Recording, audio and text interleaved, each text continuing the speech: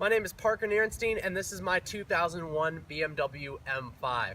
I bought this car almost 5 years ago to the day and have been in love with it ever since. I wanted to make a video on why exactly I bought this car, and maybe it'll give you an idea of why you potentially might be interested in buying one as well.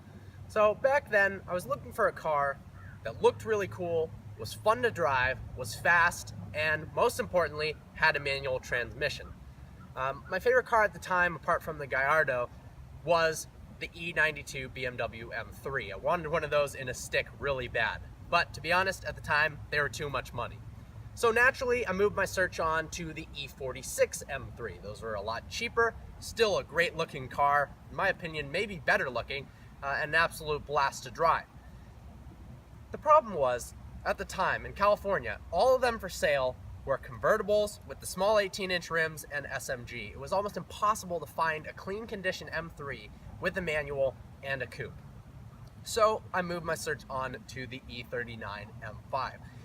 It filled all my criteria. 400 horsepower naturally aspirated V8. It's got 4 doors for practicality. Got one of the best looking front ends and rear ends of any BMW they've ever designed.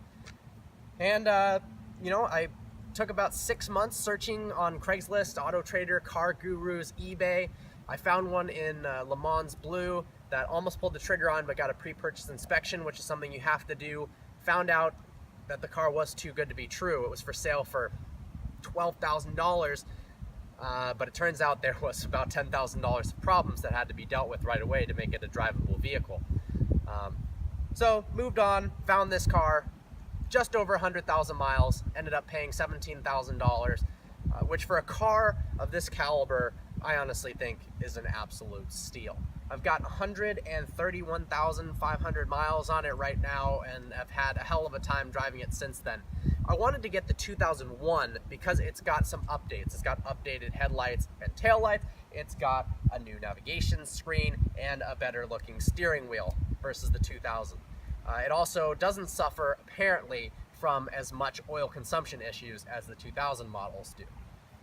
Overall, it's a great car. I mean, I've had some issues with it for sure. It's not cheap to maintain in the slightest. It's got its quirks. Is it worth it? I mean, it depends when you ask me that question. When everything's going right and I'm driving it down the road on some twisty roads, I'm going to do a point of view today. Absolutely. When the thing's broken, it makes me want to kick it. But that's just some information on it. Wanted to give you the reason why I bought it, and really I've stuck with this car for 5 years because it's so damn fun to drive. Manual transmission, rear wheel drive, 400 horsepower naturally aspirated V8. It's pretty hard to beat. Look forward to seeing you next video.